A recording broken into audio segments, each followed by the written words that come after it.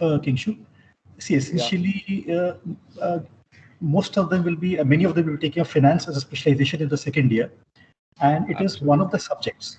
So, if you could, I mean, Right. in a basic way, the challenges which you see in this particular sector, and what kind of solutions can come out from your experience. If you can share, it will be Okay. appreciated. Then let me introduce the topic a bit. So I will take the liberty of doing that.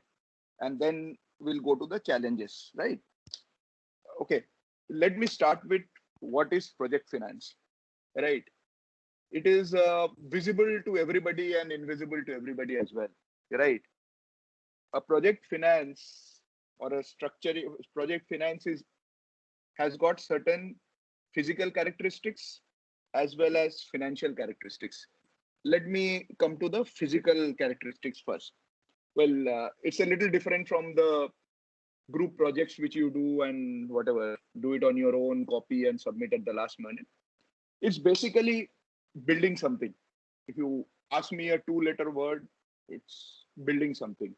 It may be building a road, it may be building a factory, it may be building a power plant, it may be building a dam, whatever. Whichever requires some time, money to build initially and gives its return over a period of time is a project, right? Let's take one live example which has captured the imagination, and it starts from your city, right? The high speed rail project, or what we call the bullet train, right? It is one of the most ambitious projects to have been taken out by, to be done by this country, and it will connect Ahmedabad and Mumbai, right? Hopefully in the next 5 years, right? I will come back to that example because I have studied that project, and you guys will see that project being implemented in front of your eyes. I think most of you are from Ahmedabad, if I'm not wrong, or you have stayed in Ahmedabad for at least 2 years. So that, let me take that as your a benchmark, so that it becomes a very, very, very easy thing to do and relate. When you do this, you take some takeaways from this, and over a period of next year, when you actually study project finance, right? I will not go into numbers. Numbers is Excel, right? You can justify anything by numbers. What I will divide this into is, first, what is a project? Why structuring a project is important? What are the key risks associated with the project and how you mitigate this? Also, not only how you mitigate this, which are the right agencies to mitigate those risks, right? And then what is the concept of a return, right? That is my broad agenda. I will diversify from the agenda, and as long as you are not asleep and ask me questions, I'll be very happy to take them. Please, and if you are feeling sleepy, please tell me that you're feeling sleepy as well. And if you have any questions, feel free to stop. I'll stop and answer. So again, I'm keeping a benchmark in front of you just to give you a reference. Okay, let's go back to this uh, project, right, which is called the bullet train. Very nice name, right? What does it consist of? It consists of a rail line from starting from somewhere in Gandhinagar and ending somewhere in BKC in Mumbai. BKC is now the new commercial center in Mumbai. If and when you get placed, a lot of people in Mumbai will work in a place called Bandra Kurla complex, which is a shithole. You need to get in and get out. It takes you 45 minutes, right? But that's how it is. Uh, okay. So what does a bullet train do? Bullet train, when it's completed, will transport you from Gandhinagar to BKC, right? Simple.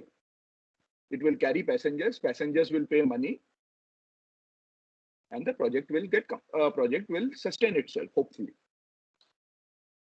But before it gets completed and sustains itself, what are the steps, and how uncertainty get built in, right? So let's go step by step. The first step in conceiving any project is to do a broad thinking, right? It's like one fine day, I think the prime minister in this case or his council of ministers, someone decided, I will do a bullet train. You can decide, I will build a steel plant somewhere. I think where Subhashish comes from. Mr. Jamshedji Tata, somewhere in the late 1980s, late 1800s or early 1900s, Subhashish, correct me if I'm wrong, decided he will build a steel plant in a place called Sakchi, which has now become Jamshedpur. Right. First, you need to decide, I will take up a project. The project might be as menial as building your own house or buying a flat. That's also a project. So the basic characteristics of a project is, first, it takes time. Second, it requires investments upfront. And thirdly, and more importantly, and hopefully, you will get the benefits of the investments over a time frame. The correlation between your investments and the return which you will get over a time frame is the risk associated and the uncertainties with that project. In simple words, this is what a project is all about, right? So let me go back again to a famed bullet train, right? Once you decided you will make a bullet train, what will you need first? Anybody? Land. Brilliant. You need land. Subhashish, I think you should mute yourself. You need land and lots of it, right? You need land. You need land starting from Gandhinagar right down to BKC, right? It's across 2 states.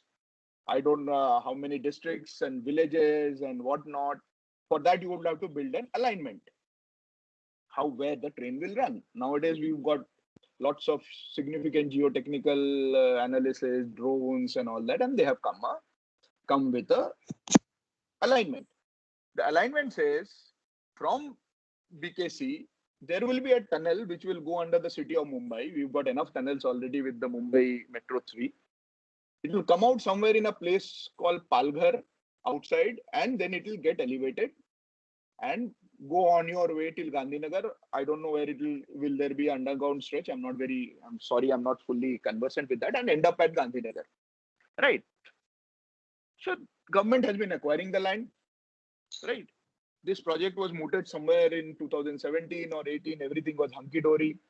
Suddenly, there was a political risk.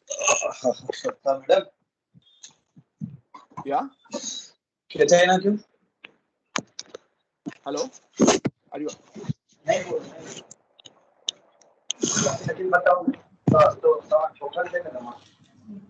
Hello, are you asking something or you are speaking to somebody else? Please mute yourself if you are speaking to somebody else. Someone called DP. I think he's done it. Okay. So then we had a political risk. Maharashtra government changed. BJP was no longer in power, and we may be stuck for some piece of land about 10 kilometers. You can't just keep a bullet train hanging from both sides. So that needs to be solved. So that's one hurdle which has come. Okay. The second hurdle is the amount of money, right? It costs a staggering 1,20,000 crores to construct. It's staggering, right? Why will a country like us with so many poor people waste so much of money on a bullet train? Right. But what are its advantages? Let's come to that.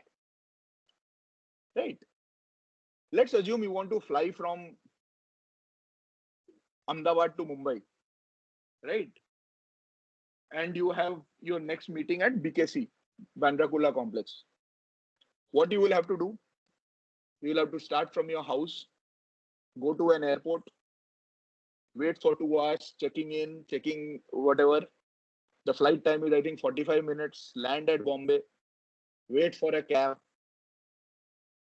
then take another 45 minutes to come to BKC. Maybe your total time for all this may be a combined time of 6 hours from the moment you step out of your house to you reach BKC, which is your ultimate destination for your meeting. Let's assume that for the time being. So this train, if it is to be an alternative, it has to be cheaper than a flight, or at least as cheap as as cost effective as a flight. It should give you certain additional flexibilities, right? Only then will you sit in a bullet train and come to Bombay rather than taking a flight to Bombay. Okay, what advantages a bullet train gives you over a flight? Let's say you don't want to come to Bombay, you only want to come to Valsad. You can't do that by a flight. You can do it by a bullet train. That's the first advantage. Second advantage is this train takes the same amount of total time starting from your place to BKC, almost the same time. So the timing is more or less similar. Thirdly, and more importantly, there may be 25 flights out of Ahmedabad to Mumbai, right? But that also is an 1 hour flight, 1 hour every one flight every hour. But a bullet train runs every 15 minutes, irrespective of the time you want. Just a second. Just 1 second. Hello. Yeah. Yes.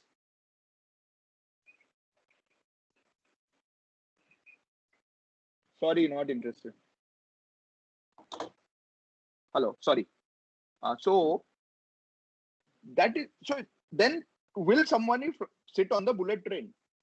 In my view, initial things say, okay, they will. So there is a market for it. So we can build a bullet train. Now, once you need that much kind of money, you have to find the sources, right? And it is a technology which is not available in India. You have the brilliant Chinese, you have the Japanese, you have the Europeans who have a bullet train, right? So you get into negotiations. Of course, China today is broadly out with such, you cannot trust China with such a sophisticated instrument, right? Europeans are definitely cheaper, definitely more expensive. Japan is more expensive. But how did we go to Japan? The country, the company which was formed, High Speed Rail Corporation of India, I don't remember the thing, please look it up. Went to Japan and said, boss, okay, we will buy your technology, but you give us financing. Right?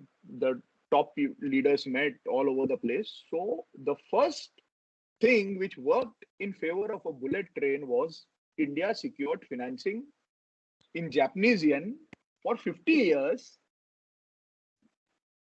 at 0.5% interest rate for about 80,000 crores. That was the first thing. Secondly, it also got into a very significant, I'm using the word Atmanirbhar for want of a better word, significant domestic fillip. What it said is, other than the signaling equipment and critical equipment like your tracks and the initial trains and all that, everything will have to be built in India. By building in India, you are reducing the cost by at least 20 to 25%.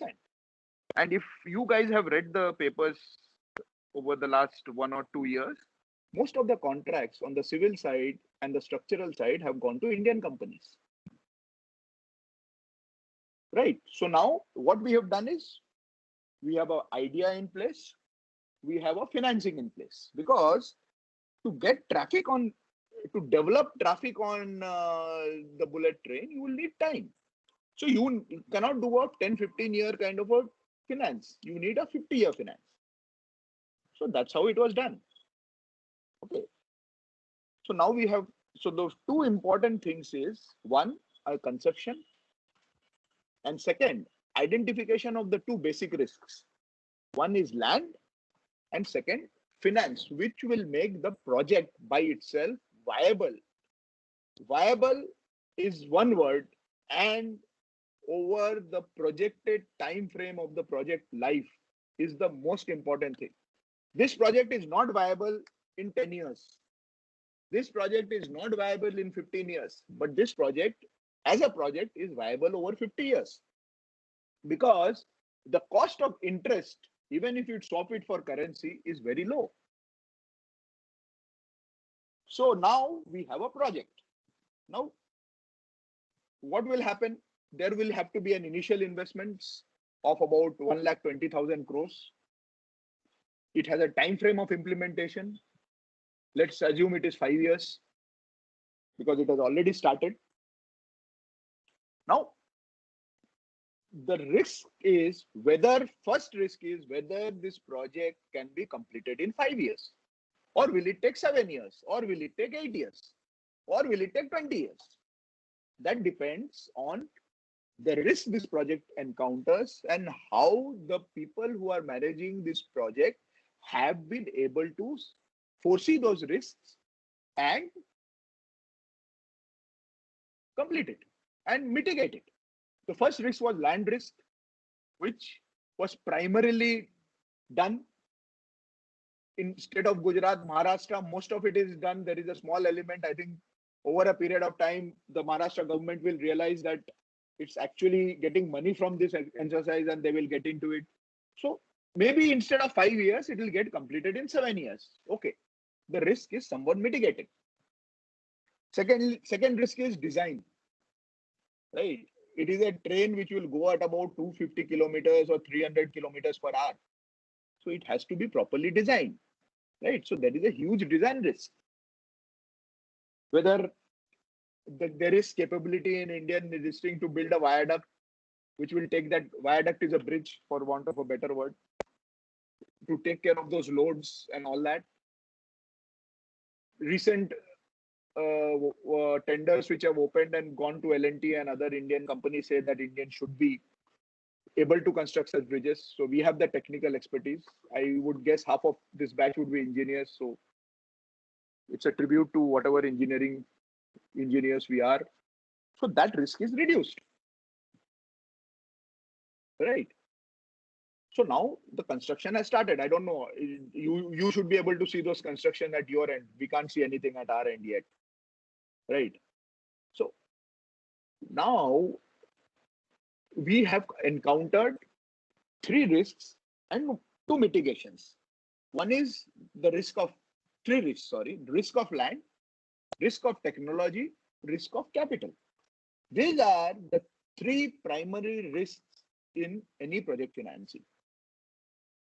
If you don't have the land, or in some cases the sea, or in cases of roads right of way, your project gets indefinitely delayed. Right. Let me tell you one very stupid example of a delay. You guys have heard of the Golden Quadrangle? That had a connection between Delhi and Calcutta, Kolkata, whatever they call it now. Right. But due to some political pressure, there was a small town called Panagarh, and a bypass was supposed to be created around it so that the entire traffic didn't have to pass through the city. But over a period of time, vested interest didn't allow land to be acquired. So the entire project, other than that piece of land, was completed in the stipulated time frame, and we are still 25 years later running through the town of Panagarh and creating a huge traffic jam. That's a risk nobody envisaged. The guy is not giving up his land despite being paid. It's a political problem. So biggest risk to any project is political and regulatory risk. People think of every other risk, but the biggest risk, in my opinion, in any project is political or regulatory risk. So second risk which comes into a project is the financial risk, which comes as a direct corollary of this first risk. Because if the project is on time, you would have budgeted for the financials. You would have raised the finance, assuming it will be 5 years down the line. But if it goes to 8 years down the line, your finances go for a toss. Because whoever is providing the finance, either you as an equity or a bank which is providing the debt, bank or an institution, has initially thought it will be done in 5 years. And there has been a committed funding for it. But it's gone to 7 years. So who will fund the 2 years of overrun? Overrun in terms of time, and overrun definitely in terms of cost. Some cost will happen due to your thing being mothballed, or you have to pay people for more, your construction contracts will get delayed. So second, that regulatory risk gives the biggest risk to a project implementation, and it actually screws up project financials badly. So the most important thing for any project implementation is to complete a project on time, which does not happen 95% of the time. That's the ultimate reality of it. Because primarily due to regulatory risk. Regulatory risk, I'm including the risk of land acquisition and approvals surrounding to that project. Okay. So once we have gone through that project life cycle and we have completed the project, let's assume in 2025, your project will be complete. You will see a bullet train, right? But the bullet train will have to start making money. It has to start running. It will take, if they will say, if you want to go from Gandhinagar to Mumbai, you have to pay 3,000 bucks. You will reach Mumbai in 3 hours. You will say, why? I can go by flight for 1,600. I don't care. I will reach in 2 hours. I will reach in 5 hours. I will take the overnight bus, 300 rupees.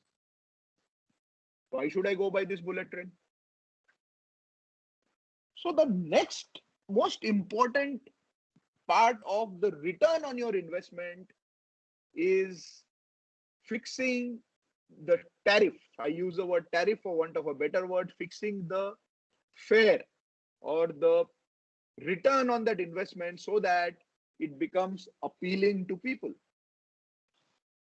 Why I've taken the example of railways is that all over the world, two of the biggest infrastructure things, which are railways and airlines, always are at a loss. They are at a loss not due to anything else, but due to government regulations. And that's the reason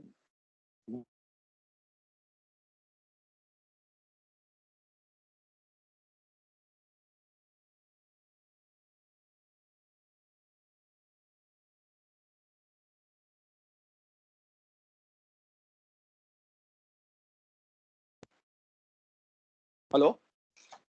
Hello? Hello? Yeah, we can Yes, sir, hear you you're now. No, someone just removed me from the call. I don't know why. Anyway, I think people have already got bored. No. Anyway, so let's come back there. So see, these are the two areas which are the most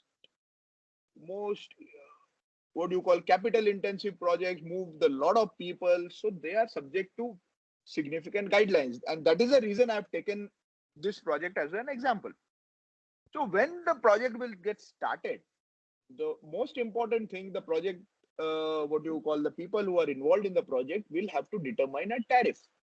Also, secondly, the tariff cannot be a fixed tariff. The days are gone when Indian Airlines used to charge you take it or leave it tariff, whether the flight used to go at 2 o'clock in the afternoon or 7 in the morning. So there has to be a differential tariff. In the morning, it has to be heavy because the rush is expected to be heavy. In the afternoon, it has to be catered to the people who would want to go in 3 hours if they get the same price of an airline. So you will have to develop a flexible tariff. So that is very important in the sense that will determine how your return on that investments will come in. I guess everybody knows the concept of a internal rate of return. Yeah. Can I hear a yes, or should I have to explain that? You guys have done your basic financial accounting courses, right? So Yes, sir. the fourth most important thing after after conception, financing, implementation is the project's rate of return. These are the 4 pillars on which a project is stable on. If one of the 4 pillars gets disturbed, your house is collapsed. So again, I come back, project conception, project financing, project implementation, and the project rate of return. These are the four things in any project finance. And believe me, project finance is uncertain. That is the first law of project finance. It is uncertain because you cannot predict regulatory environment. You cannot predict financing. Cost of money goes up and down. You cannot predict competition. And you cannot predict the cash flows. Sorry, you cannot predict the time taken to implement, and you cannot predict cash flows. So it is the most uncertain thing in life. That's the reason project financing is very, very difficult to implement. And that's the reason lots of banks have lost money. You would have heard of a national ARC being formed and 80,000 crores of money being bad money of public money has been transferred to that. That is due to project finance. 90% of that money is project money lent to projects which have gone wrong. Why? Because banks were not supposed to do project finance. Let me ask you, how long do you keep your money for a bank?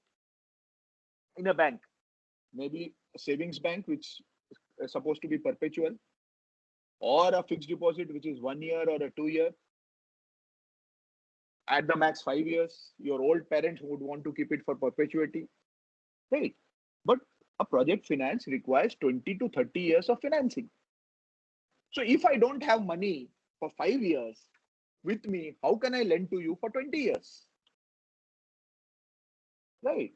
So that was the first risk when banks started doing project financing in the early 2000s, which came in. We had ICICI, IDBI, IFCIs of the world, which was built only to do project financing. For a time, they succeeded.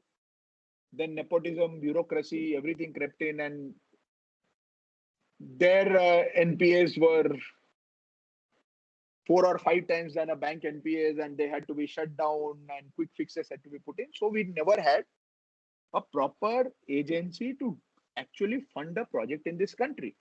And banks stepped in. Why did the bank step in? Banks didn't have many avenues to lend.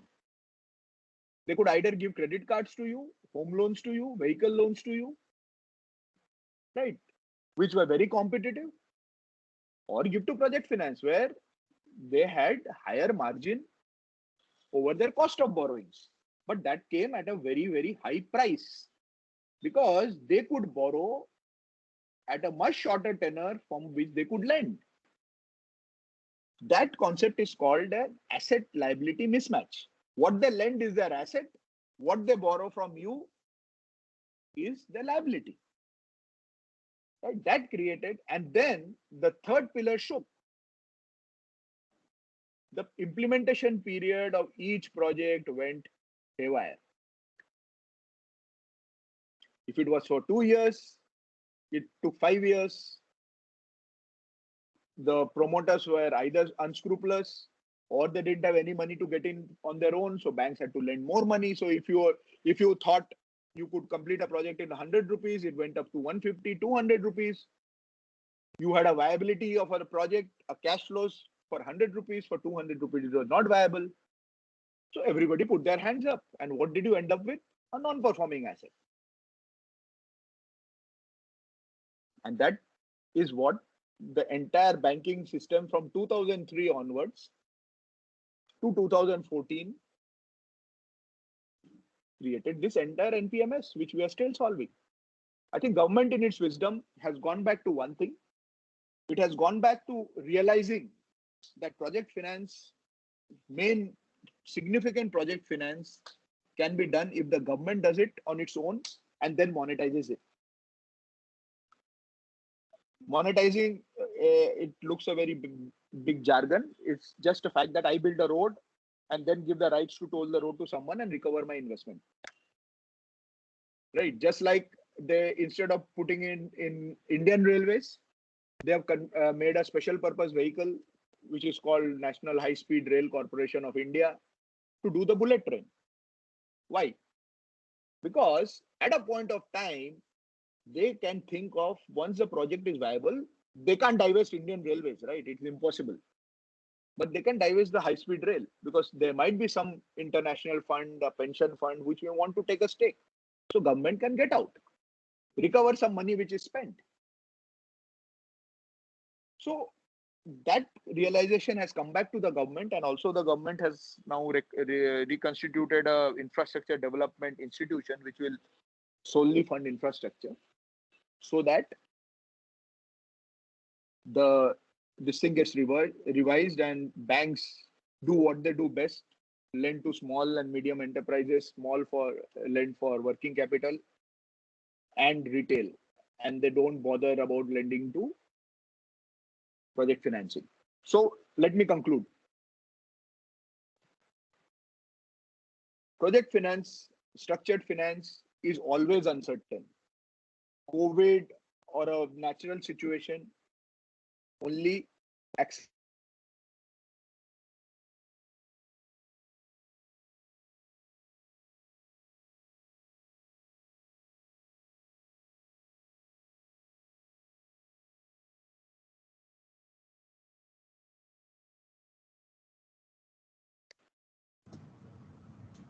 Sorry, again I got locked out.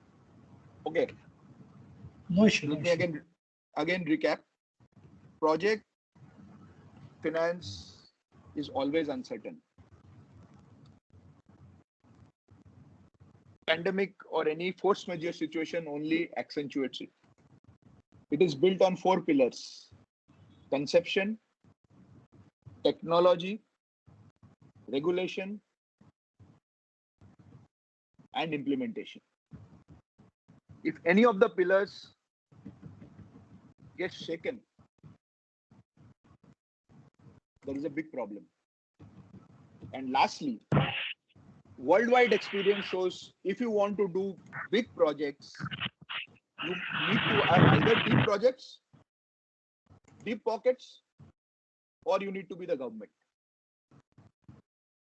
You can see the case with Air India. You can see all the airlines of the world which are not government and what you call funded or owned by government have gone to the dust.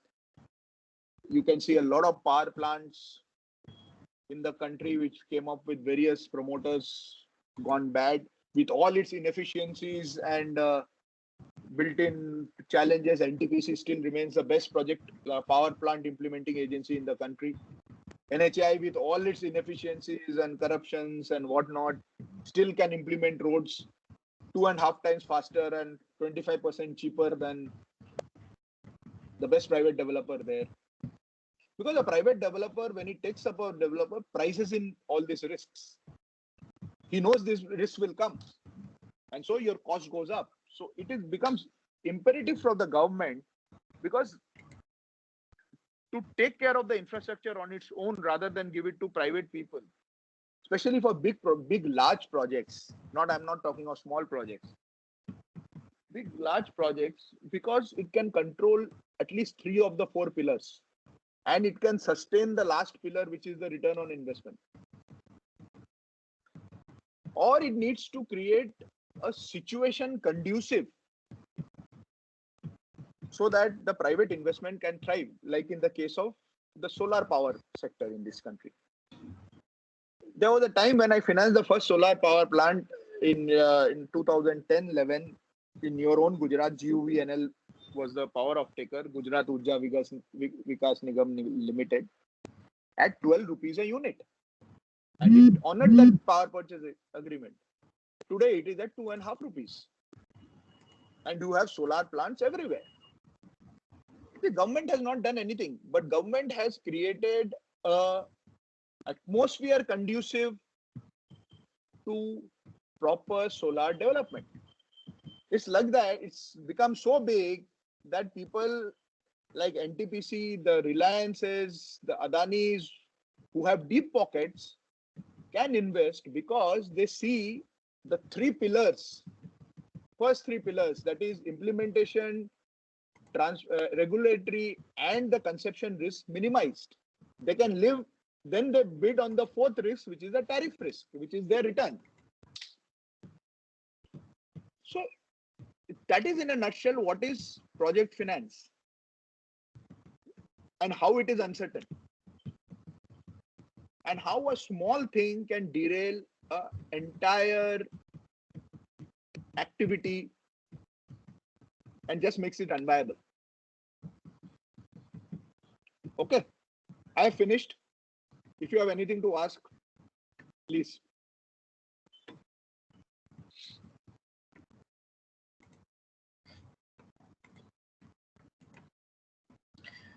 So you are essentially saying that banks should stay out of project financing.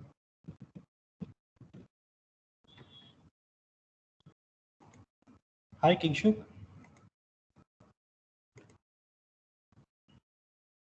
Hi, Kingshuk. You can hear me?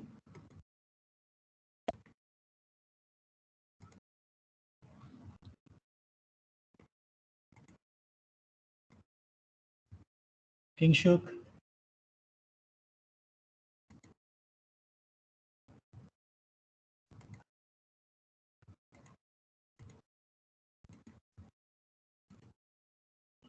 Hello, can you guys hear me? Yeah, Kingshuk. Yeah, I'm getting logged out again and again. Anyway. Achha, So I have finished. What you're saying essentially is that banks should stay out of project financing. Absolutely. Because it is not their work. Yes, because it's a serious case of asset liability mismatch. See, if the project is complete, let's say you are talking of a small building or a real estate or something which happens maybe at a maximum of 4 to 5 year duration, right? Where you get your loan paid back, then it should consider, right? Or it needs to take a promoter call, like Tata Teleservices, which went bad, right? It was a telecom operator, but banks got paid their entire penny. But the same thing happened with Vodafone. They are very worried that whether they'll get paid back after all. Right. So see, if you are doing long-term financing banks, it should primarily be promoter-driven or government-driven. You should be lending to NTPC or you should be lending to Reliance. Right? Because they ensure the first three pillars are very significantly taken care of. You understand? A lot of unscrupulous promoter came in that segment between 2000 to 2014-15. They came in just to make money during the project and run away. And banks were left holding. The hospitality industry is in doldrums because of that. The hotels. Right? The biggest brands you see, right, which hotels you see are actually the most bankrupt. That's it is. Anybody else?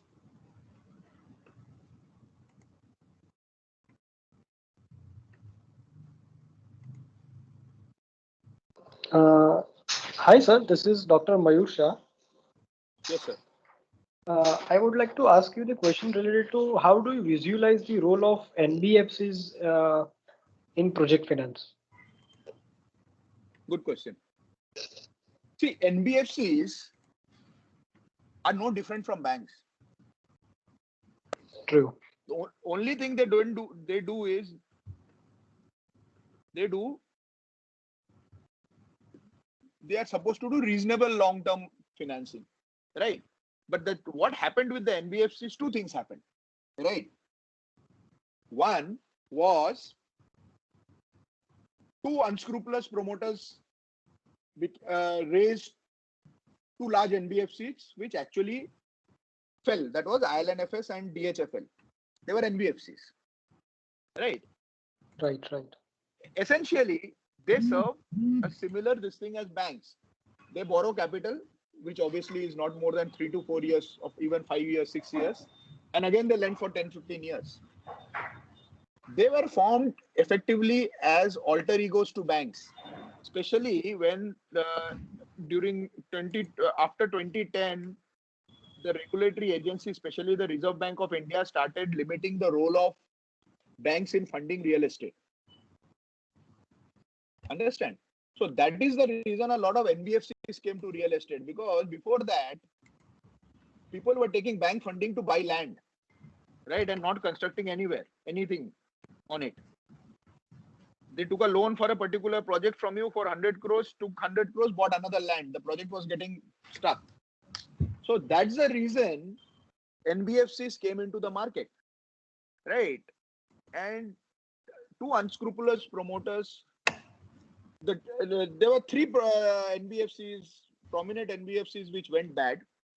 Two were because of unscrupulous promoters. One was IL&FS, right?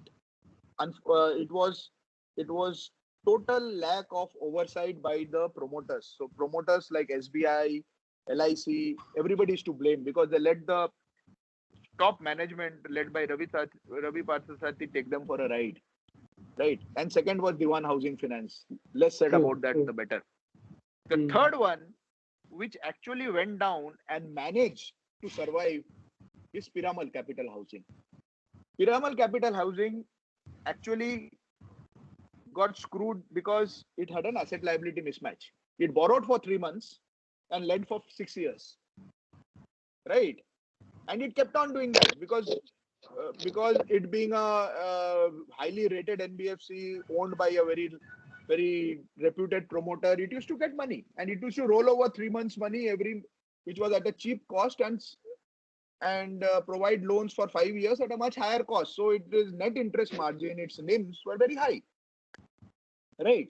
But when IL&FS fiasco happened, people stopped lending to NBFCs. So it got caught in a cycle where it has an asset, most of it was non-performing, and it didn't have the liabilities to service it. So, but because its promoter was good, over a period of time, it is now slowly finding its feet back. So the moral of the story is a project finance also needs very strong promoters. That's the reason a lot of project finance is done by governments and people with deep pockets, right? NBFCs, though they came into infrastructure financing in a small way, their main thing, other than IL&FS, which obviously came in with the intention to cheat and not do anything else, right? Everybody else are typically into real estate and real estate related this thing. Like Shrey did a little bit because it had an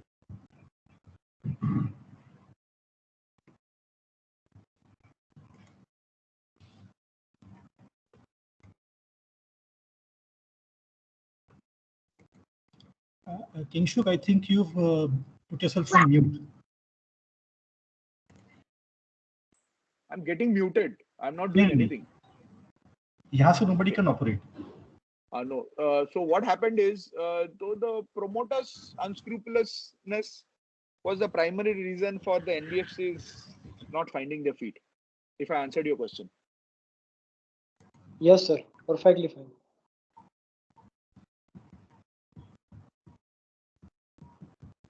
Anybody else? I think 2:20 is a very difficult time to keep awake.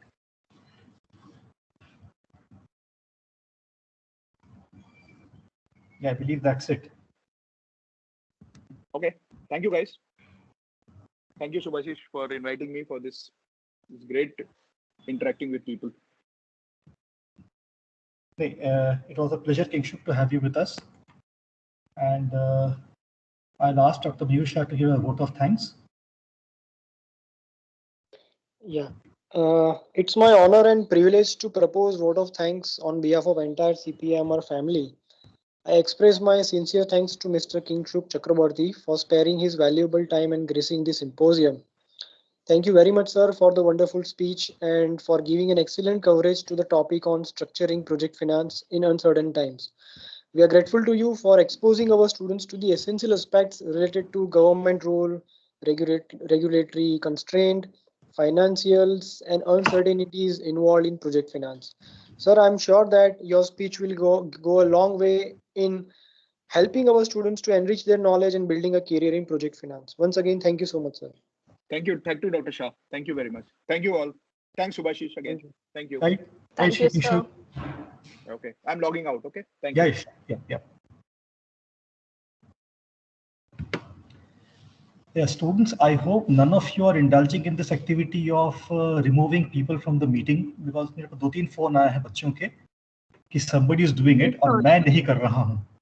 Yes, sir. Someone from the like someone from the meet is doing that, because even we are getting exited from the. So एक बार have a look. If you find anybody who is not from the organization, आप उसको please बताइए मेरे को, मैं उनको निकाल दूंगा उनको, because ये बहुत ही खराब लगता है. 16 to 17 Yes, time. आप किसी गेस्ट को बाहर निकाल रहे हो, इट्स वेरी रूड नाउ. अगर कोई ऐसा कर रहा है तो मत करो. There are people with the name of Shilpa Shetty and Raj Kundra trying to join in. I don't know कौन है ये हीरो लोग. So Sir, we have to change. Sir, yes, sir, we have to change our name because someone is trying to remove us. yes. नहीं ठीक है. I'm trying to locate कौन कर रहा है ऐसा, because मैं settings change कर रहा हूँ मैं. पर जो भी है ऐसा मत, अगर आप अपने स्टूडेंट हो तो ऐसा मत करो प्लीज. कोई बाहर के हो तो अभी तो चलो, आप कुछ बोल नहीं सकते हैं. But please, if you're a student of CPIMR, don't do such things. It doesn't look good. But sir, someone is clicking out continuously. How we attend the session? I understand. मैं भी सबको allowing entry कर रहा हूँ ना. I'm allowing everybody in बार वही कर रहा हूँ. मैं वही कर रहा हूँ काम. आप निकलो, ज्वाइन करो, वापस आपको एंट्री अलाउ कर रहा हूँ मैं. तो मैं भी तो बिजी हूँ. But then जो कर रहा है, let me see setting कैसे चेंज कर सकते हैं. But if you catch somebody, बताओ मेरे को. We'll remove him then. मैं फिर से रिक्वेस्ट कर रहा हूँ, कोई ऐसा है तो मत करो. Request.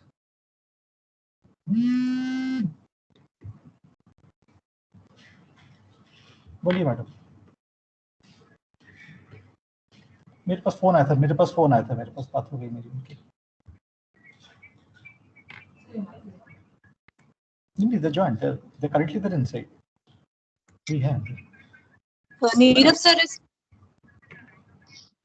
That is what I just spoke to them. अभी वही ग्रुप में बात किया. कौन कर रहा है मुझे?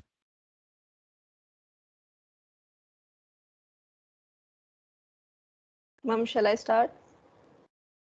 Yeah, Kame, just wait. Let me have a confirmation if Neerav sir is there. Okay, ma'am. Just a minute. Can you hear me? Kame, Neerav sir is there. So I think we should continue with the session. Please continue. Okay, ma'am. So heading towards the next speaker of the day, I would like Namira to invite sir. Welcome our next kid speaker.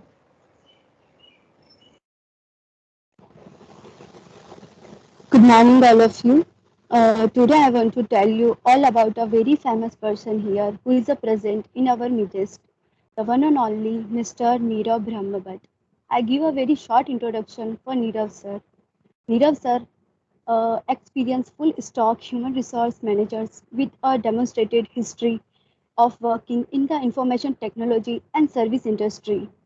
Skills in talented acquisitions, contract staffing, business partnering, resource management, coaching, and leaderships. Neerav sirs love to interact with student fraternity, has an interest with more than 10,000 students for a different forms, educations.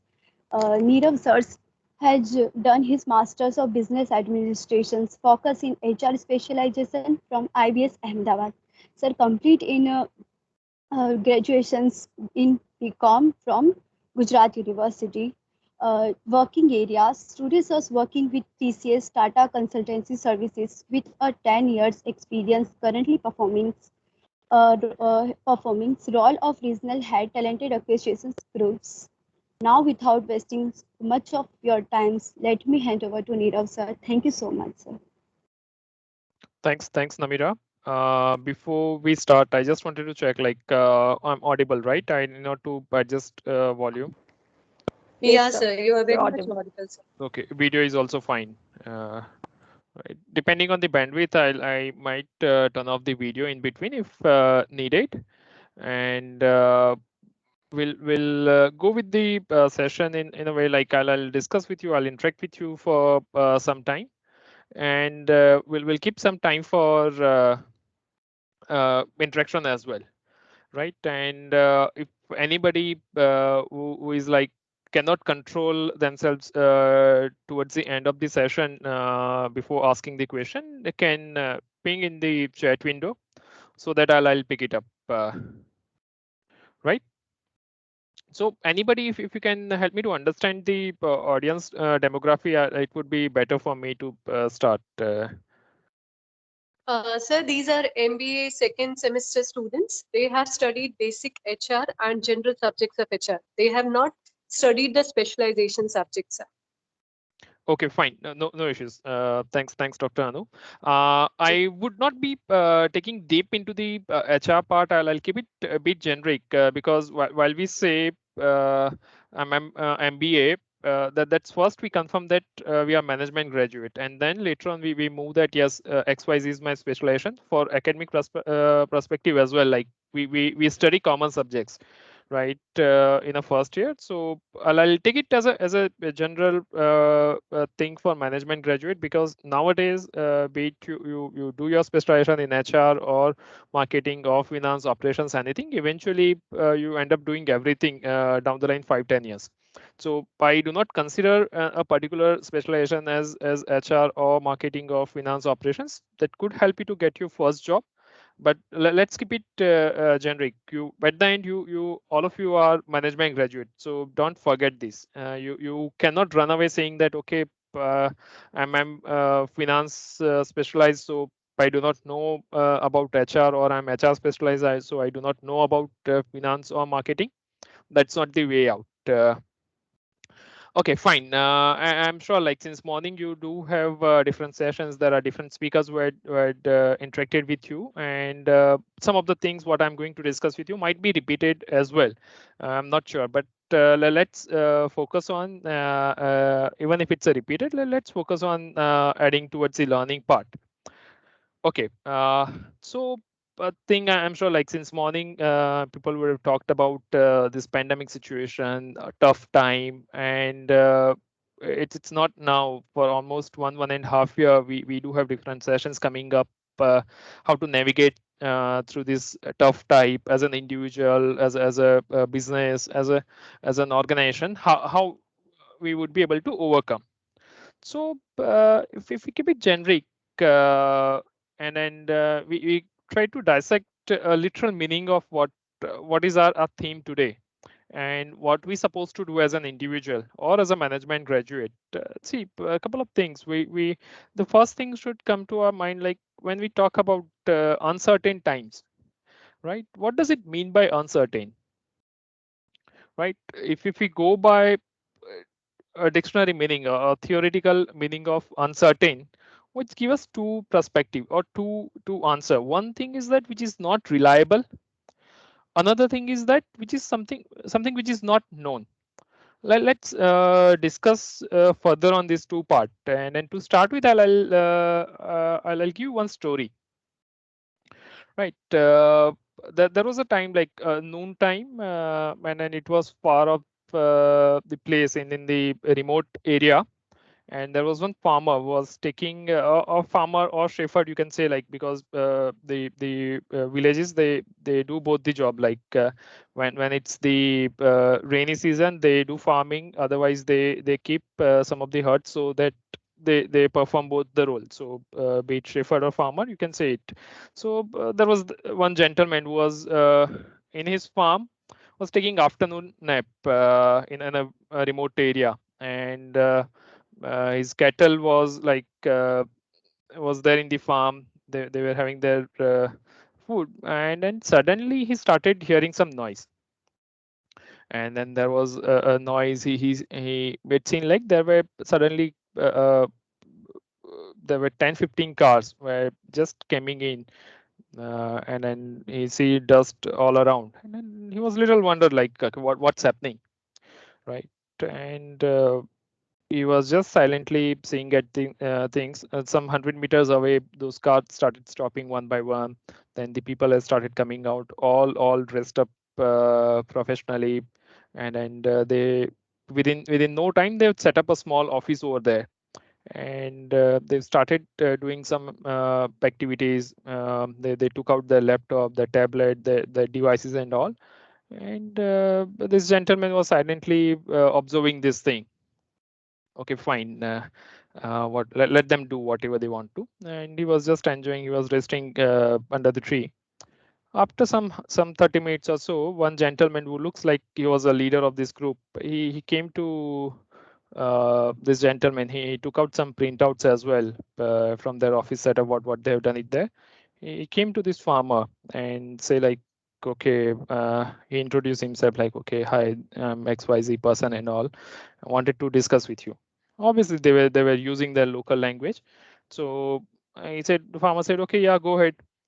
So this gentleman said like, okay, you have 100 cows in your farm, right? So this farmer said yes.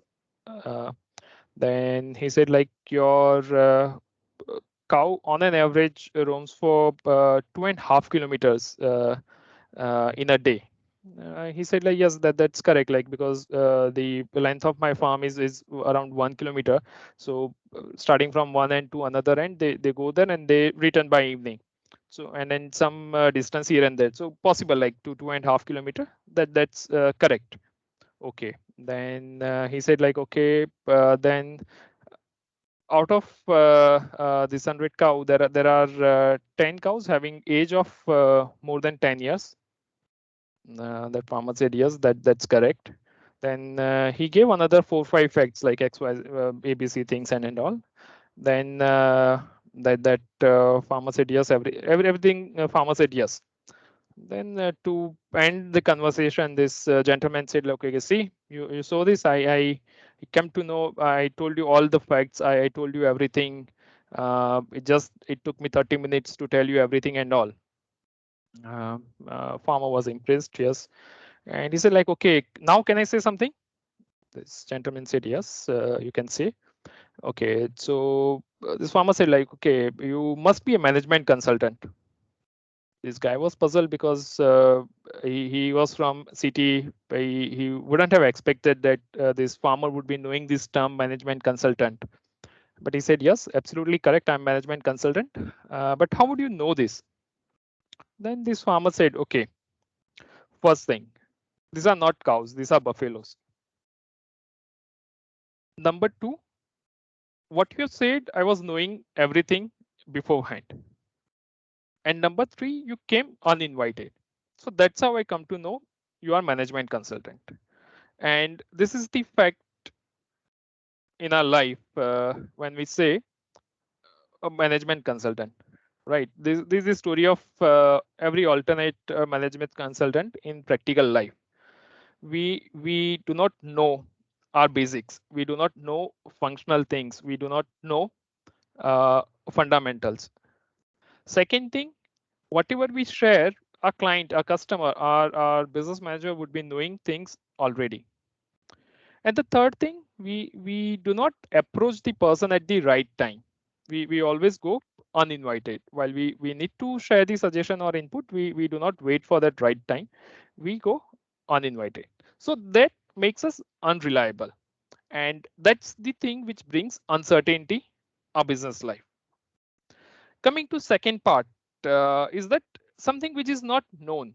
And something which is not known, we call it in the other term fear of unknown, right? And fear of unknown comes to our life as an individual because there are multiple reasons, because we are not prepared for something to accept which is unknown.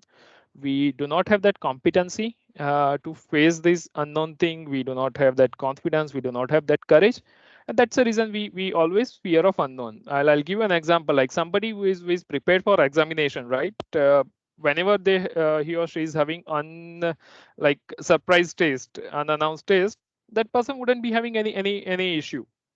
Surprise test would surprise somebody who is not prepared, who is not knowing that, okay, what would be the answer, what things has to be answered. So that's the fear of unknown. So that makes two things, like unreliability and not knowing something, that makes things uncertain. And if we put it in the common world, this pandemic is not the first thing where we are seeing uncertain situation. Uncertainty is always been there. And we always talk that in business and economy, there is only one thing which is certain, that is uncertainty. And we have to accept this, that uncertainty is always going to be there. It's not going to be something new or something which is unknown. We always know that yes, things are known to us. Uncertainty is going to come one or the other way. Pandemic might be end up in a giving you a situation which is worldwide. Pandemic might be giving you a situation which is something for a longer duration. But uncertainty is always going to be there. And this uncertainty, while we talk about this gives you, or rather that puts you in a challenging environment. And this challenge is always gives you an opportunity to get into something new, to develop something new, to get into to improve on your competency, to improve as an individual. And that uncertainty, that situation will get you into the world of new thing. And I'll take a couple of example. We'll discuss a couple of example, and later on we'll move on to a part like how to deal with or how to face this uncertain situation, how to what are the competencies as an individual we need. Forget about being management graduate or being specialized in HR or anything. What are the exact things you would be needing as an individual to sail through this tough time, or to or sail through this uncertain situation. So I'll give an example. Like let's start with this a situation of pandemic. Like March, we have started seeing cases started reported like in the big number. Like there were a few cases reported in Jan as well, but in big number it started reported in our country. I'll give you a couple of example. One from the organization where I'm working, another for the industry where I'm working, and in general we'll see. Right.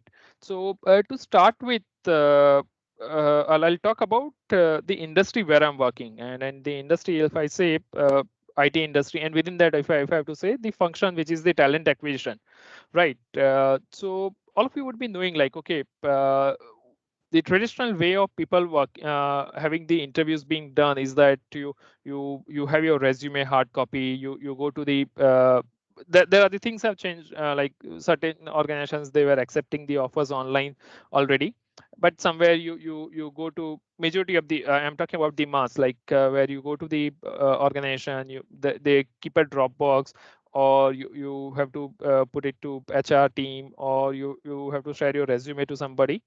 That's one thing. Then they will screen through your resume sitting in the office. They sometimes I'd seen the people like, okay, they took out a printout. Even if they do have a soft copy of resume, they took out a printout and they see resume, they put something notes on the resume. They call you for interview, you have to travel to the organization for interview, or if it's a campus interview for freshers, the entire team of HR from business people would be coming to your college, conducting interview. Or if it's a pool campus, one of the organization institute, they would be calling all the students and panels over there. That's how the traditional way of things were happening. Then once the interview is done, they used to give hard copy of offer letter. Some of the organizations were giving the soft copy as well. They ask for the documents, they go for the verification, they ask you to show them original documents. Then the background verification happens. Then they give you appointment later while you join. There are the certain statutory documents where you have to sign for PF, graduate, and all. That the hard copy, you have to send it to the government offices as well. All the things were involved. Many things were involving physical presence, hard copy of the documents and all. And this pandemic had came. Many of the organizations like TCS, if I have to say so, we had moved to the paperless offer process a long back. When I say long back, 5-7 years back, we have started with the paperless process, where the entire selection process were not involving anything to be submitted in hard copy. We were already doing it, but when it comes to the onboarding part, there were the certain statutory compliances where we have to submit a nomination form for PF, gratuity, and all in the hard copy. We have to submit it to the concerned authorities, right? That has to be done for ESIC where it's applicable and all. So that we're not changing. It's many things. That's the standard nature of individual or human being. If we say we resist to the change, right? Things which is happening, let it be happen. but this pandemic had given or certain organizations also, like apart from TCS, certain organizations also, they were so much deep into the traditional approach. They were never thinking on investing into this part, or they were never thinking in changing their process. They were comfortable. So this pandemic came into the picture. We were not having any option, like it was government imposed lockdown. We cannot ask anybody to come to the office. We cannot have somebody being called for signing certain documents through the office and all. We have to get into the solution. It's not only TCS, all organizations has to get into a solution where the entire process has to be virtual, be it selection process, be it the onboarding process, or after that as well, right? That gives had given us an opportunity to think something new. And now if you go back and ask any of the organization, right, would you go back once things are normal? Would you like to go back to the earlier phase where you were inviting candidates or inviting applicants to come to your premises, having a menu, the hard copy of the documents being exchanged, in-person discussions were happening, or you want to continue with this virtual mode? And I'm sure, like majority, when I say majority, 70 to 80 or maybe more than that percentage of the concerned stakeholders or the organizations would be saying that okay, they find it suitable. The current setup, they find it suitable.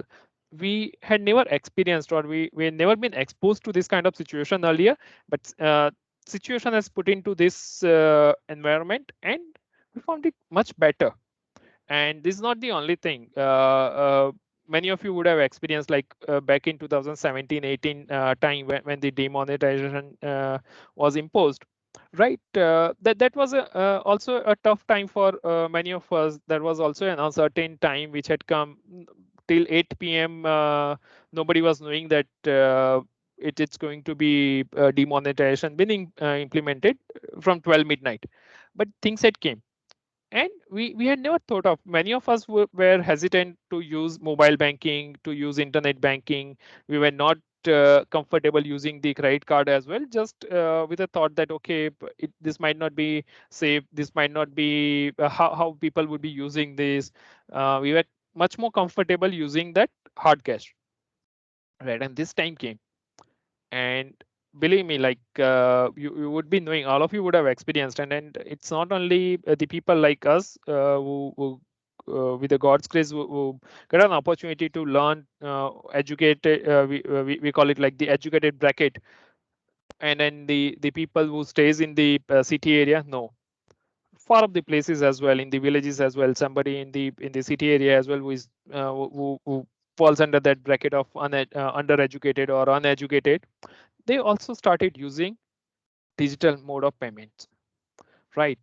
And to a surprise, like anybody would be thinking like, okay, how it's possible? So the daily transactions now, if you see, it's much larger than the many of the developed countries as well. Yes, one thing is definitely it's the volume what we do have, but otherwise as well.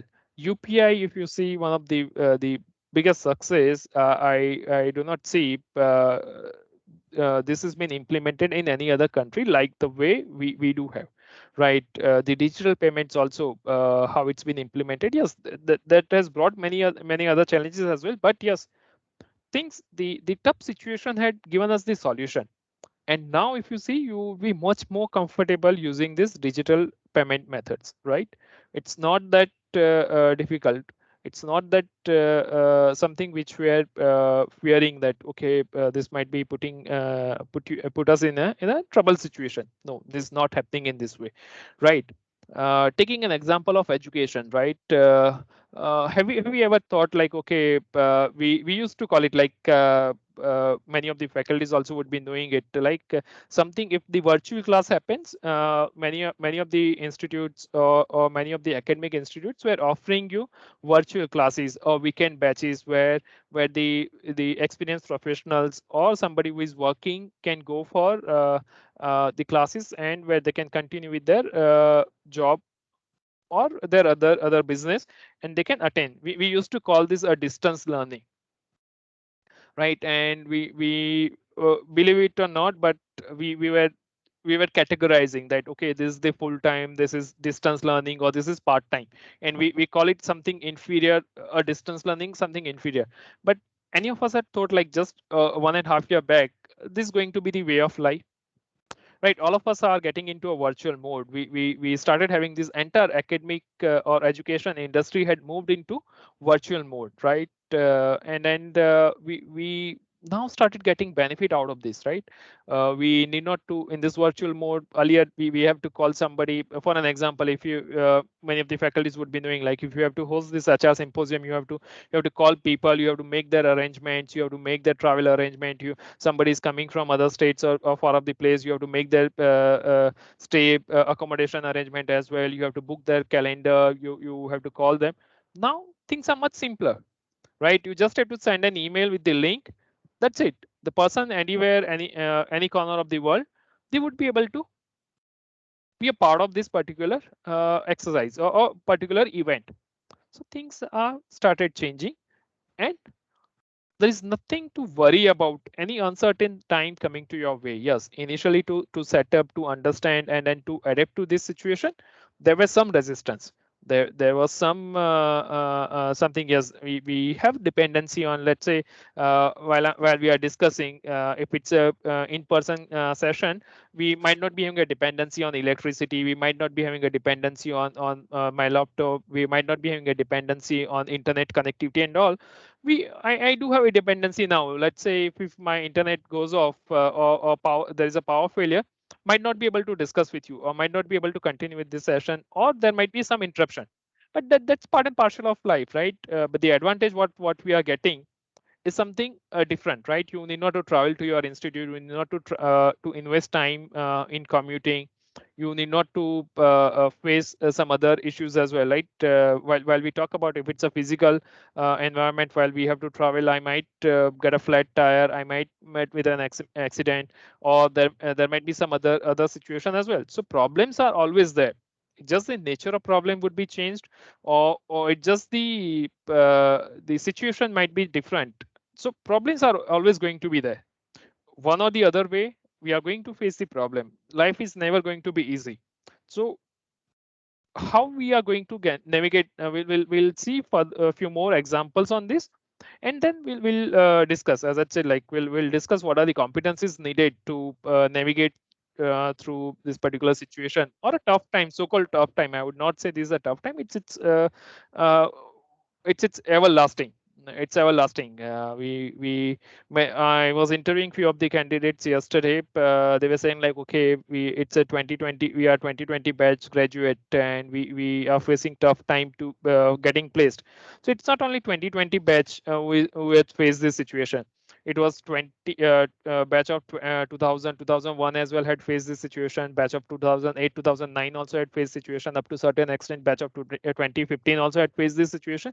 So it's there. It's not something new, and you are not the only one is going. You are facing this challenge. You check with your parents, you check with your seniors, you check with your elders in your family. They faced much bigger challenge than us. It's just that now we are in a situation where the spread of information is much easier. We come to know, we come to know about challenges of others as well, and we feel like, okay, my challenge, my friend's challenge, my colleague's challenge, everybody's challenge, and we accumulate the challenge and see, okay, it's a bigger challenge. People have faced challenges in their life earlier as well, and they had sailed through. We know that different form of humans being existence. It's millions of years ago we started our existence on this earth, right? And we have sailed through different challenges, and still we are surviving, right?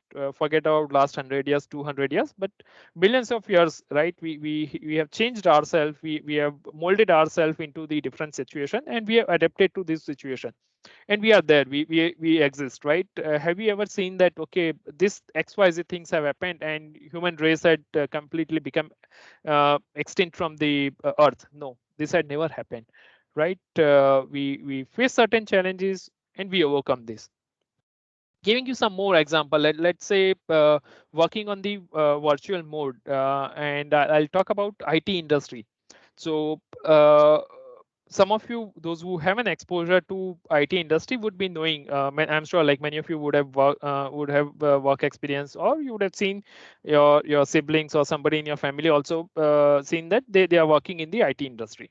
Okay, IT industry, there are the certain projects, like while we work for banking clients, while we work for certain clients, they have strict rules and regulations when it comes to confidentiality.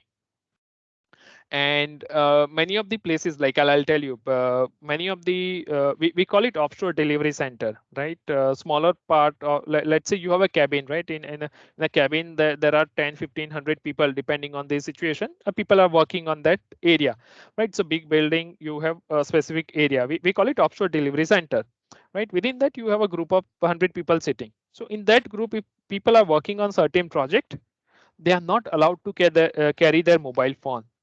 They are not allowed to carry any single piece of paper inside their workstation or inside their work area, if I have to say so, right? That's a kind of confidentiality. They have to undergo a drug test. They have to undergo background verification every periodic time, just to prove that they are not while they are working, they are not under influence of XYZ things, or drug, any particular drug or alcohol or something. They are their background verification has to be done periodically to prove that yes, it's a clean background, there is no issue. Also things happens. It's not only IT industry, many other industry also do have this. But since I'm representing IT industry over here, I'll talk about IT industry. So this used to happen. We do have particular networks, like we cannot work on our network because you would have seen, like, okay, when it comes to IT and something which is exposed on internet is exposed to everybody, that everything. So that's the thing we used to know. So we work on a virtual networks of our client. We have to we call it air gap ODC. We have to work on particular network only. We cannot access other networks. We cannot access particular sites. We do have our systems which is connected to the to our networks only. We do have our machines which we cannot take it out. All such restrictions were there, and suddenly the time came where government had said, like, it's a lockdown and you cannot operate from office. There were certain exemptions been given, but when it comes to the people's life, obviously organizations like TCS and then many other as well, they will always see individual life as a first priority more than their business. So there was a question mark, how we are going to change this, right? There are certain agreements also happens between client and organization that, okay, you are going to operate from XYZ place, you are not going to move operate from any other location and all. There is a contractual agreement, there is a binding, like. And when the lockdown was imposed in March 2020 here in India, many other countries were not having that kind of situation, and they have not imposed that kind of lockdown. So, and they were not favoring this kind of lockdown as well. So customers sitting over there at that particular country, how to convince them? There are the legal implications as well. How to convince that, okay, it's fine that person can go back to their home and can work. It's fine, like, okay, put you in another situation. There are 2-3 siblings, right, in a home, and one is working for one customer, another is working for another customer, which are the competitor. How we are going to manage this situation? Doing all such things, Indian IT industry has come out with a solution. They've started implementing their solutions. They have started thinking on this line, how we can do this, how we can settle this situation. And trust me, I'll give you a specific example of TCS. TCS got we at that particular moment, like when the lockdown was imposed, we had more than 300,000 people working out of India, right? 300,000 people, 3 lakh people working from India. And many of them were having their desktops. Laptop, those were having, they have taken their laptop with them on Thursday or Friday evening, right? And we had that Janta curfew on Sunday, and Tuesday onwards there was a lockdown going to be imposed. So how we are going to ship the desktop which is lying there in the organization uh, to their native place? Many of them have traveled back to their native place as well, where there was issue of internet, where there was issue of power as well. How we are going to ship all these machines? How we are going to ensure that there is going to be a network? How we are going to be to ensure that there would be a confidentiality, how we are going to ensure that there won't be any interruption, how we are going to ensure that person would be working for a required hours, all the things. And we had come up with a solution. We call it SBWS, Secure Borderless Workspace. And we got it registered. It's a patented, it's a trademarked solution for work from home, and which is patented by TCS. We call it SBWS. You can Google it more. You can go back to TCS site, and then you will know this. But the entire solution within less than a span of 1 month, we were able to reach up to more than 95% of our associates, and they have started working. Right. So the situation, the organization where there was no formal policy of working from home, from that time to a time 95% of their employees are working from home, and that too within span of 1 month. Right. So that's the way you can deal with the challenges. That's the way you can deal with the uncertain time. So now from that time, now our CEO and our leadership is saying that, okay, I'm sure you would have heard this in the news as well, you have read this, that we are looking at a model of 2025, right, where we see that, okay, by 2025 we would be working in this way, that our employees have to spend 25% of their time in the office, rest they can operate from home. That there are certain underlying statements as well, underlying guidelines as well. I would not be able to share everything with you over here on this platform, but yes, that's the situation. That's the thing, or that's kind of opportunity you are going to get from a certain time. These are the something from the business environment I've seen. I'll give you some other example from our life, what we have seen. Okay. Have you ever thought of like if something while you are traveling, right? While you are traveling, and if there is some roadblock or there is some hurdle, how you are going to would you stop traveling, or would you return back from their place? No, right? I wouldn't be able to get your response immediately. I can understand, but yes, all of you, if you are answering to yourself, we are not going to stop our commute over there. We are not going to stop our journey there, right? Let's say if we are traveling, or think of a time like earlier Asian time, where people used to travel, and then there is a river in between. It's a monsoon time. River is full of water. That time they have to stop their travel. They were not having an option.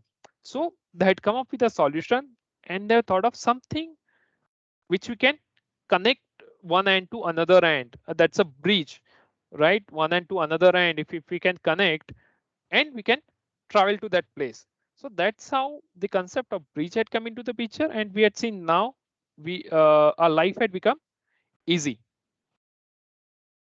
right? So people were facing challenges earlier. There was uncertain time when every monsoon season earlier, there was a time like different villages used to get disconnected from the other part of the world.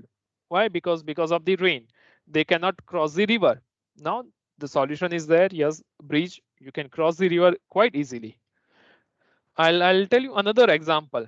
People were somewhere 100 years ago, if we talk about, people used to face many challenges. There were a lot of issues when it comes to the infectious disease. One of them we are facing right now as well.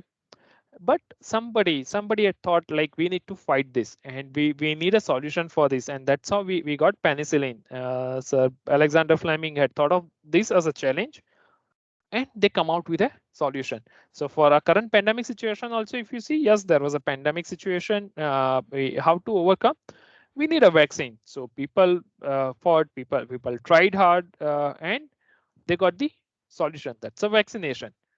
Now I'm not getting into that what is the effectiveness, how much time it took, whether it's a sustainable thing or not. But yes, just think that yes, there was a problem, there was uncertainty around existence as well at certain point of time as an individual level, if we think. But now we got the solution. We got an answer to it. So human had seen this, and then they had always come out with a solution. I'll give you another example before we move to the competency part. What are the competencies we need to get this kind of solution and to sail through or to navigate through this uncertain time? I'll say that I'm sure, but I'll just I'm recalling a dialogue or a situation plot from a movie called Khichdi. I'm sure many of you would have seen that there was a courtroom drama, and the one of the character Himanshu was saying that, okay, Judge Saab, something R for dosa. Then the judge says, like, how come it's R for dosa? It has to be M for dosa. Sorry, D for dosa. Then they say, like, it's a masala dosa. So they say, like, then it has to be M for dosa. Then he said, like, okay, no, it's rava masala dosa. And that's how the thing is that I'm not talking about dosa or masala or something. I'm talking about the rava. How this thing, which is very well known or popular in Karnataka region, right? People used to have rice flour for making dosa earlier. Then how they have shifted to rava, and this had become popular. So the story take us back to time of World War II. That was the time where Britishers were ruling our nation, and the at that time Karnataka also people used to have rice flour dosa only, and it was like ruled by Britishers, though. So they were having the control, and they started taking all the grains out of our country, like to support their soldiers or to their country. And there was a shortage of rice in our country, and people there in that particular region cannot live without rice, or they cannot live without dosa or their whatever the meal they do have. So they come out with a solution. Instead of rice flour, they started utilizing rava, and they got the solution. And now this has become an alternate to rice flour for dosa and many other dishes or delicacies, what we say. So that's the reason they haven't stopped eating, right? They haven't stopped eating. They haven't stopped surviving, or they haven't stopped living, right? They got the solution, right? While we talk about many a times, I do not want to bring it to that level, but yes, you would have seen, like, we always talk about eating habits of our neighboring country China, right? People do eat anything, XYZ things, and when the pandemic had came, there were the bird flu situation as well earlier and all. We always started talking about, like, how this thing had come. Is it because of their eating habit?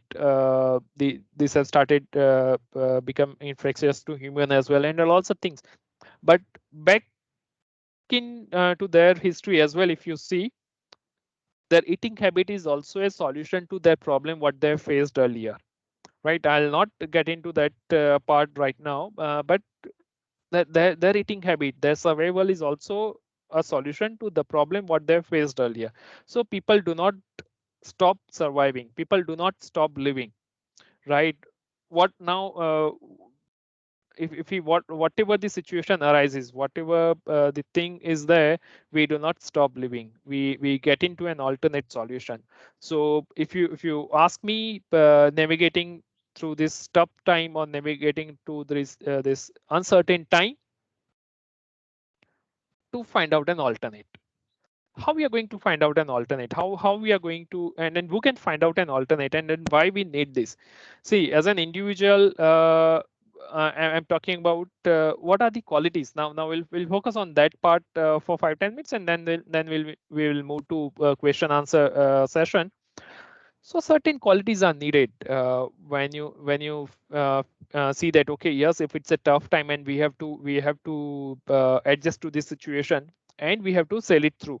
I'll give you a couple of example as well, where people were not able to adjust to themselves, or they were not able to sail through this tough time, and they were not were able to understand the toughness, or able to understand, and they're improving on their competency or improving on their agility or adaptability. They are nowhere now. We'll take an example, classic example of Kodak, one of the largest company, or I would say like the only largest company when it comes to the photography, right? They used to have they were never into the digital photography. They were into the traditional mode, the paper printing, and then the photosynthesis way of processing the photograph and all. They were there into the market, right? And they were the market leader, and they were not thought of the situation changing. But the time came where the people have started thinking of an alternate, and that's where the Canon have captured the market. They got into the digital mode. They bring into that alternate solution for the world. And whereas Canon, Kodak were never there. I'm sure like would have studied multiple case studies on this part, but Kodak were never adapting to the changes which were happening in the market, and they are nowhere now in the market. If you look at the another example, Nokia, right? They were the market leader when it comes to the mobile manufacturing. They not only in India, other countries also. In India, definitely they were the market leader, but other countries also they were the market leader. And there are the many other reasons as well, but they had never adapted or sensed that they're going to be a tough time for them. They have to change themselves. And you know the situation. They have tried multiple times. They've tried to bounce back. Certain extent they were succeeded as well, but you know the situation. So first and foremost, to face the uncertain time or the uncertain situation, first and foremost thing which is needed is your adaptability and your agility. You have to be ready for change. If you are not adaptable, if you are not agile enough, you are not going to sustain, be it this tough time or a regular time. Because let's say this pandemic would change the things quickly. Otherwise also, if you see, there are going to be a changes, right? Somebody, let's say like 20 years back, 25 years back, there was a time of pager. Now then that shifted to a mobile phone, that to a feature phone. Then it has moved to multimedia phone. Now it's a smartphone. And now what not going to come, we do not know. So somebody was as a manufacturer or as an engineer who were into particular technology, somebody who was saying like, okay, we are good at pager technology only, we are not going to change. They are nowhere now. But somebody who has adapted to the situation and had moved along with the time, they are there. They are market leader now. So time is going to change definitely. We had seen like somewhere now we are using laptop. Then there was a time earlier it was a desktop. Somewhere if we are not able to adjust to this situation, somebody say like, okay, I'm not comfortable using this virtual mode, then they are not going to be anywhere. Right, people certain we there was a time like, okay, people started moving from hard copy of the books to the some study material on online, some study material which is available for your reference quickly, which you can study, you can refer, which is available online, or you can store digitally, right? Gradual changes were happening, but this had bring to a faster change. There is no other difference in the regular change or which is the nature of like law of this particular nature, and which is the nature we have to accept this pandemic situation. It just bring this change quickly. There is no other difference. So we have to be agile, we have to be adaptable to this situation. If we are not, we are not going to survive to this situation. We have to accept this. The acceptance is also a part of this. Like unless until you have this kind of an acceptance that yes, let the things change, I'm fine with it. If that conviction is not coming, if that thing is not coming within you, it's going to be a tough situation for you. Second thing, if you are confident, you have a competency, and then from where the confidence is going to come, it's your competency. If you are knowing your fundamentals, I have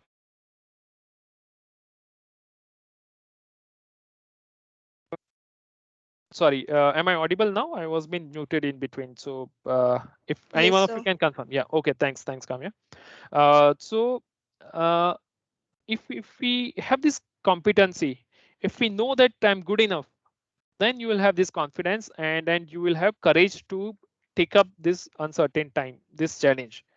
If you do not have this confidence, and then if you will not have the competency, then you will not have this confidence, you are not going to survive. And the confidence without competency is also a dangerous thing. So first thing, you have to build your competency. Once you have this competency within you that yes, you can address any of the situation, any of the issue, you will definitely have that confidence building up. And once you have this confidence in you, you would be able to survive. And you need to have a courage as well that yes, I can do this.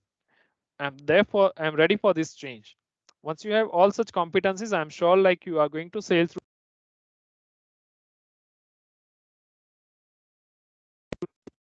Sorry for this. For mute and unmute.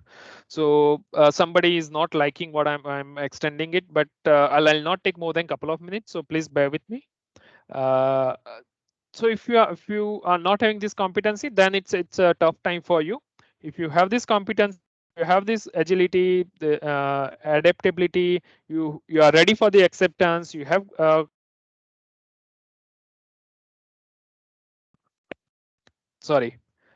then I'm sure like you are going to sail through this tough time. I'm not a few minutes for a question answer. If you want us to get into a particular question, if you want us to get into a particular industry or a particular topic, we can definitely discuss. I've kept it generic. I'm handing it over to the coordinator. If we have a question answer, you can decide like which are the format we want to have it. But over to you, guys.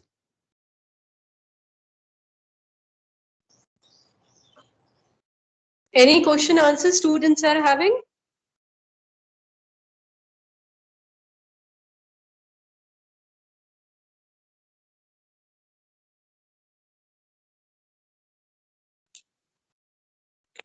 Sir, have a question. Like, you said agility is very much required and the change is a need. But resistance to change, we have always studied, like as a human being, we are not welcoming change. So how do you deal with this resistance, sir? Okay, so couple of things while we are talking about that how we deal with the resistance part, and for that we have to deep dive from where we have built this resistance. One thing is that it's by our nature, or I would say like it's our upbringing or what we have seen in the environment. That's we are not going to we are not going to be able to address it immediately. That's going to take some time, right? So that's one part of it. Second thing is that we are resistance to change is that one thing is that contributes towards is that fear of unknown. We are not sure about the result of what's going to happen if we adapt to this change or adapt to this new technology or whatever it is, right? That's the reason we do not go for it. Again, this is something psychological. We cannot do or address it immediately. Another thing why we are resistant to any of the change is that we make ourselves comfortable in what we are doing currently, right? So again, this contributes to the psychology part. Now we cannot move it everything that it's a psychology, it's a human nature, and we cannot change it. No, we cannot do this. So as an individual, like two part. One, for an example, like as a faculty, you want to bring this change or you want to deliver. That's one aspect. Another thing is that as an individual, how I want to make myself more agile or more ready for the changes, right? So first and foremost, let's say if we talk about this particular virtual environment, right? I, as an individual, I'm a bit old school. Like I'm not that fond of having a discussion virtually. I like personally that I should interact with the individual personally. That's my nature. That's I am more keen towards, right? But when it comes to the virtual mode, I have convinced myself, yes, what are the advantages I do have, and what are the disadvantages I do have if I'm not going to adapt to this situation. And agility, it's a practice. You have to practice it. You have to experience it. Then only you will be start using that. And any particular thing, whatever it is, be it technology or be it any of the practice as well. So while we are resisting it, there are certain reasons behind it, but that should not be stopping us. We need to go for, so first as an individual, I said, like if I have to go for some changes and I have to build in that agility for me to adapt to that situation or to technology or to tool, I have to first of all convince myself, yes, this is going to be a change, nothing wrong in trying this change, and what are the advantages I do have. The moment I get I convince myself that yes, this is going to be a better situation or going to be a better thing for me, definitely I'm going to go for this. So to answer your question, ma'am, resistance is, it's a human nature, but the moment we sorry for this, the moment we are going to know that the change is going to be better for me, we are definitely going to adapt to this situation. It's and then we are doing it. We are doing it. For an example, somebody is using iPhone 6 and having a budget, and then I'm not getting to that economic part, that need, want, and then budget, willingness, and then also things. But somebody is having a money, and then somebody is using iPhone 6, and if it's a 7, person will definitely go for it. 8 had came, a person had gone for this. 10 had came, person had gone for it. 11 came, person had gone for it. We had never said no to that change. Why? Because we know that's going to be a better change. So this, having this argument, or having this, that we are resistance to change, that's not correct. We know that what are the benefits I'm going to get if I'm upgrading my mobile phone, or if I'm upgrading my car, or if I'm renovating my house. We are going for it, right? We never say no for things. We always go for new clothes. We always go for new mobile phone. We always go for new laptop. We never say no to ourselves. Okay, no, I do not want to go for it, because we know that there is going to be a benefit if I'm start using this new thing. There is going to be a benefit. We always like we have mobile. Yeah, some places we do have technical issues. Some places we do have some issues. Barring this, we are always ready to upgrade, right? We always wanted to upgrade our applications, what we are using. We always ready to upgrade hardware. We are always ready to upgrade car what we drive, the place where we live. We like changes. It's not that we are resistant to change. We like changes when we know that this change is going to be benefited to me as an individual, right? So that benefit I have to convince myself, like, okay, it's going to be a beneficial change, then only I'm going to be ready for this particular change. I'm talking about in general situation. There are the many other situations as well where many other parameters, many other factors plays a role. But the only thing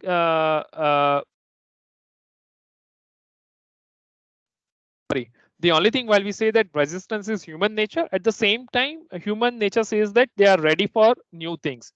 We always try for new things. We always look for better thing.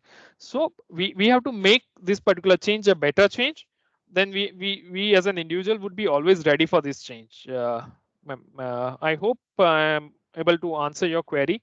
Yes, sir. Yes. Whatever Thank you extent so much. possible. Yeah, sir. Thank you so much, sir.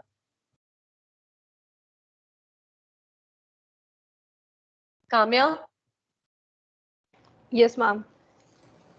we may ask ma'am to have a vote of thanks, because we may have sir's email ID, because you can just ask if any student is having any queries or doubt. Like, any questions from any student? Do we have any questions, students? So I think you may call Thank you Richa, so much, ma'am. sir, for valuable knowledge. Now I would like to call Richa ma'am for vote of thanks. Thanks. I hope I did make them post lunch session. I have made them sleep. No, it was a very interesting Absolutely session. not. Absolutely Very, not. very Sir. interesting session. So let me request you to please acknowledge our deep, heartfelt thank on behalf of CPI family. I must say that the lessons shared by you will make our students ready, will assist them to to deal with unanticipated changes and uncertainties which they are likely to face in future. So thank you so much for your time, and thank you so much for your valuable insights. And thank you so much, students, for almost sparing a daytime with all of us and patience listening. Thank you so much. Thanks for opportunity. All the best, students, and I'm sure all of us would be sail through this uncertain time and convert this to an opportunity. Now with this, earlier, let's say, I'm sorry, I'll take 30 seconds more. No issues. Take your time, sir. While we, since I'm from recruitment and I always talk about recruitment, and as a student, that's your interest area. So while we get into an MBA, why we do MBA? Somebody says that, okay, to get better knowledge, to get better job. Yes, that's true. But what is there for you if you have a better knowledge or if you have a better job? That's the only thing, is that you are going to get paid better, right? So what we are doing is to get better job, to get better salary. And this pandemic situation has bring us to a point where there used to be a location restrictions, right? Somebody with any of the reason, be it because of family or because of any other reason, we were having a restrictions that, okay, we cannot travel, we cannot move out of this place, I cannot work at XYZ place, and we were limiting ourselves from certain employment opportunities. But this pandemic has given us the opportunity to try options or try employment which is boundaryless. So every change which is happening, it's happening for good. That's always remember this part. And see, as I said, our human race had faced many uncertain time, many tough situations, and we were able to survive. So we would be definitely able to survive, and we definitely going to sail through this tough situation. And I'm sure, if you are building on a competence,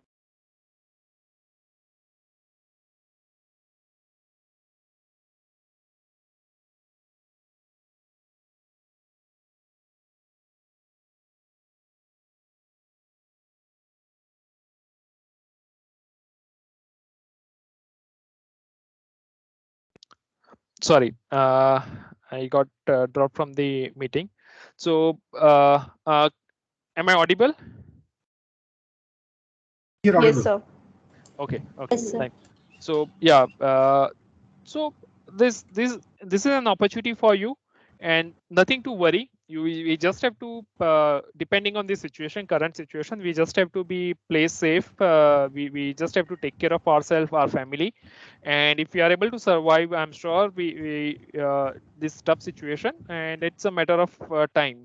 We are seeing a ray of hope with the vaccination coming in, building in the herd immunity, and people are becoming more careful. And whether the other people are becoming careful or not, we have to be careful, and then we have to follow safe practice.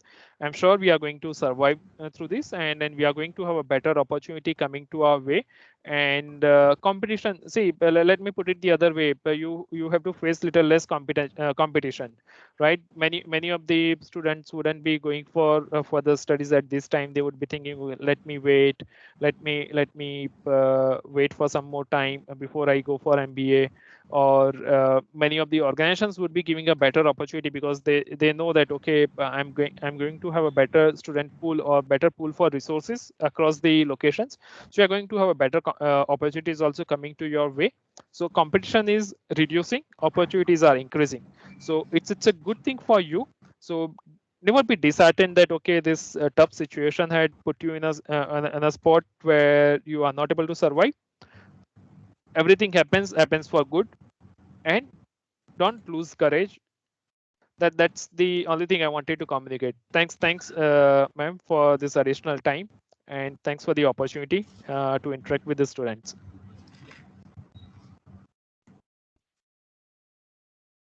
Over to you, ma'am. I'm done.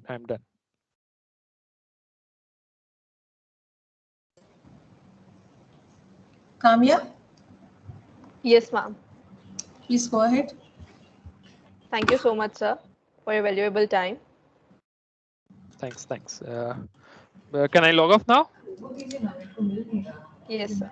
Yeah. Okay. Thanks, students, for your Thank you, patience sir. listening. Thanks for your time. Take care. Bye.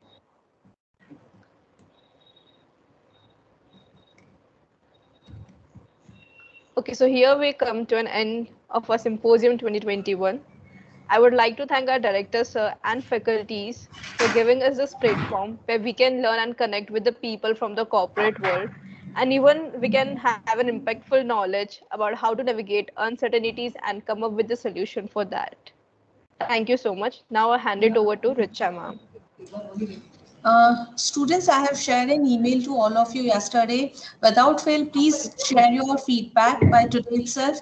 And the assignment is already been posted in the 3 classrooms. Details for the same has been shared with all of you. Please prepare an assignment as per the group details shared with all of you, and good luck for your exam. Thank you. Thank you, ma'am. Thank you, ma'am. So are we signing off, Kamya? Yes, ma'am. Okay.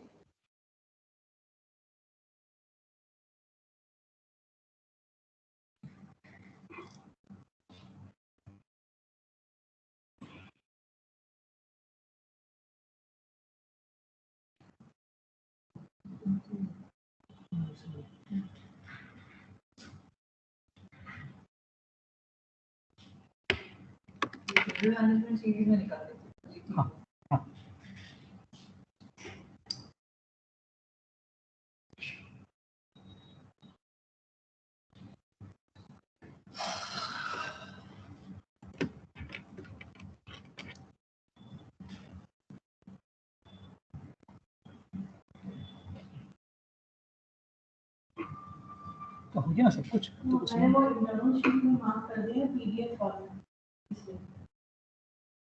Anurag, I can close the meeting.